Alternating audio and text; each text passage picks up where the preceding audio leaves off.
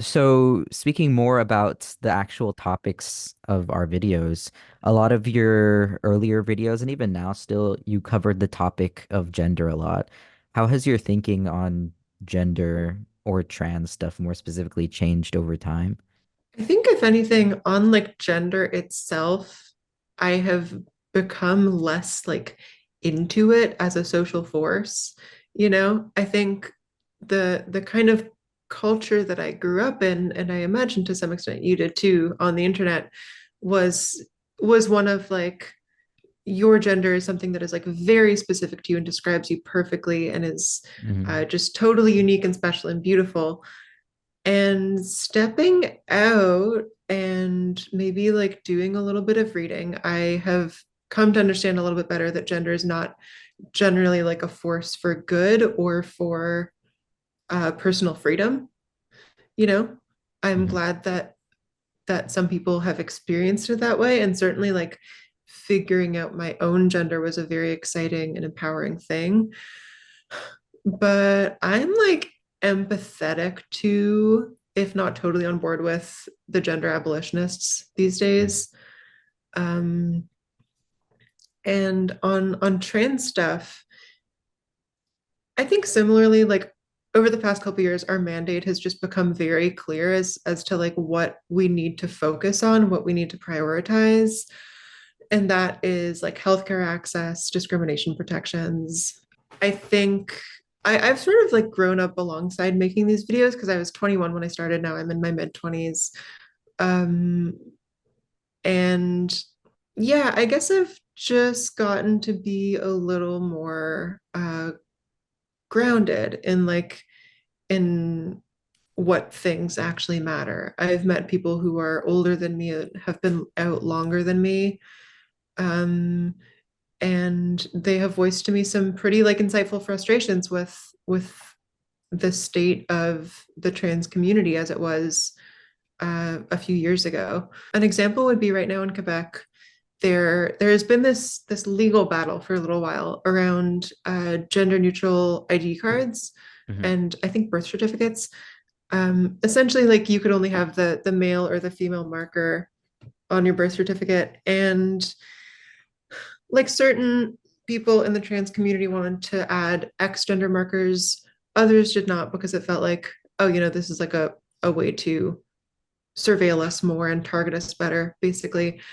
So observing that divide where like younger trans people in my life seem very on board with adding the X gender marker, and the older ones are actually quite opposed to it. That was an interesting reality check because I didn't really have an issue with it until a slightly older friend mentioned to me like this is what we're spending our time on and none of us have healthcare, and like they're looking into banning trans healthcare for youth here, and like we need to be selective. Right. I think Yeah. that's increasingly where I'm at. Yeah, makes sense. Yeah, I mean, when I started this channel when I was 15, so I've grown up in a way that is, I started out like 15 and being open about gay stuff and being like, oh, I love gay stuff. It's so cool. Then as I got slightly older, I got less into gay gender stuff as I just started transitioning and went stealth, and I'm like, I'm just gonna be like a dude and not care about Mm. gay stuff. But then now, more recently, I've been getting a lot more into gender and queer theory, Mm. especially as I've become more visibly trans online.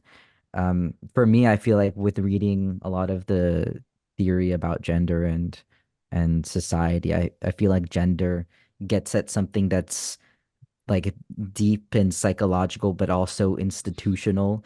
And I find that intersection super interesting, especially when like a lot of the questions in social theory is like, what do we do when there's these norms in society that are so oppressive, but that we live in a society where people are really attached to these norms and they form like a fundamental part of our understanding of who we are, and like we couldn't even be coherent individuals without them at this point. Um, Mm. and there's something that Andrea Long Chu said in one article.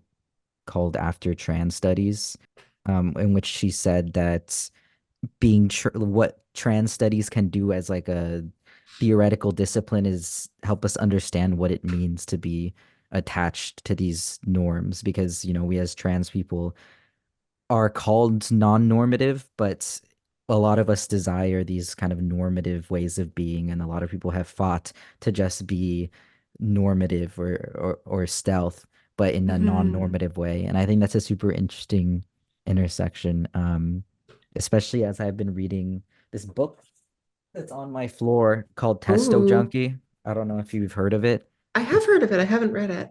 It's a really good book. Um, yeah, it's kind of triggering my second awakening with gender and speaking about gender as it's been invented in the mid 20th century to not free us from norms, but actually to reinforce these norms and how like medical technologies intersect with these kind of gendered ideas to not just make not just assist trans people in their transition, but also the ways that cis people are also in a way technologically reinforced by things like birth control, by people taking uh by testosterone or it's not just gender, but also like pharmaceuticals. Like we were all kind of these laboratories of biological making, Whoa. yeah, and capitalism, something, something. But it's a really So good, true. yeah, it's a Oh really good man, book, and I think the gender stuff is a good like frontier for thinking about these sorts of things. that's very true. Wow, that's a super intriguing book. I'm Yeah. glad to know more about it. Yeah, I mean, yeah, I feel like I used to be down like when I was in my Judith Butler era with the gender abolition stuff. I was like, yeah, let's tear it all down. But now I'm like, these are really deep like things ingrained in our minds and Mm, something that's human civilization has carried along with it, not like in the stable binary Western way, but like in a way, gender has always played a part in culture. And I think that to just like the path to abolition isn't as clear or straightforward as it was back in my Judith Butler era. that makes sense. And Mhm. you know what? Something that I kind of struggle with the gender abolitionists, the few of them that I've read, I feel like they make this conflation that I can't totally get behind, which is they will say that womanhood is innately oppressive, for Mhm. example. What they mean is the specific womanhood that we have now, Mhm. but what they're actually like what their conclusions lead to is the abolition of all womanhoods, like every gender. They talk about being anti-gender. They mean like some specific genders and not necessarily like gender, the thing, how it functions in every context. Yeah, same thing when they describe like heterosexuality. They don't mean, I guess it makes sense that they're not speaking like in a vacuum. This is what heterosexuality definitely is, but this is what it means to us. Mhm. Regardless, I think they get a little mixed up, or maybe just I do. Mhm. Yeah, I mean, yeah, it's difficult. Um, yeah, as I was saying, like I feel like I could get behind the idea of a world without. I think what people really want is like the world without hierarchies and these strict identity categories.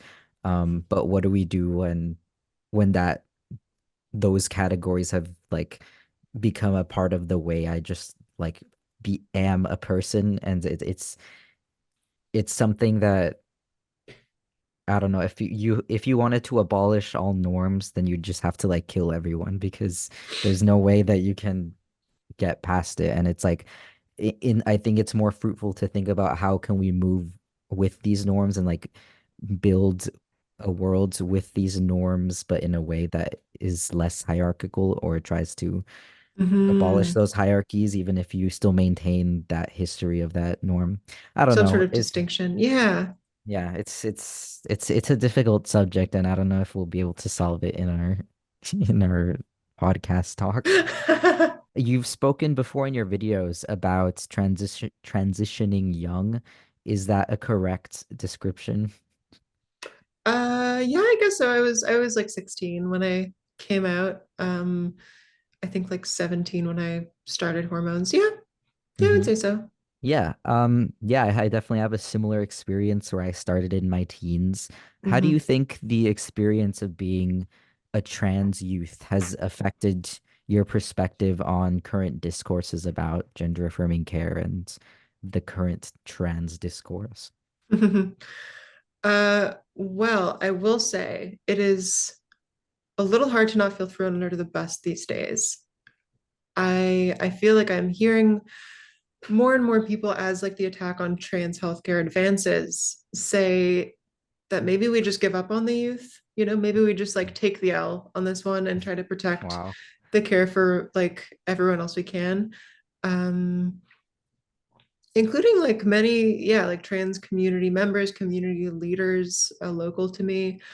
Um, and it's a real bummer. I feel like there's maybe this image of like the person who comes out young as someone who is like coddled, maybe upper middle class. Like the idea being that you need to be in a very comfortable position to do that. I was not, and so I was not really insulated from any of the institutional, bullshit that all people, trans people have to deal with.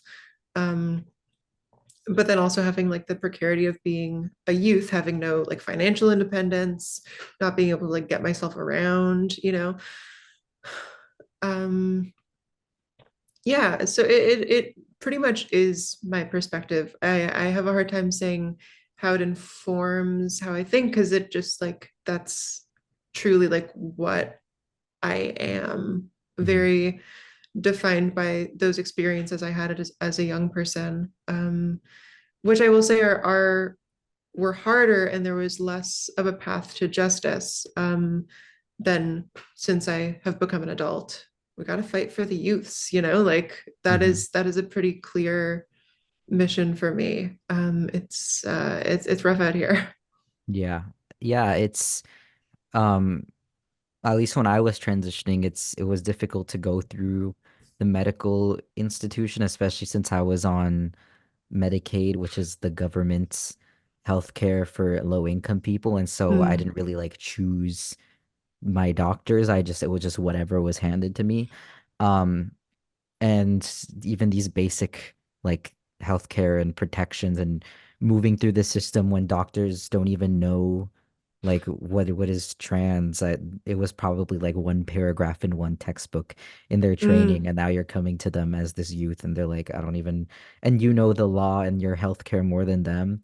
I know. Yeah. Oh my goodness. Tell me about it, bud. Yeah, I think working for these basic protections are important, but then at the same time I'm also thinking about the ways activism may unquestioningly, or at least more mainstream activism, more unquestioningly uphold these medical institutions Mm, as like the final authority, or like why do these medical institutions even have this authority in the first place?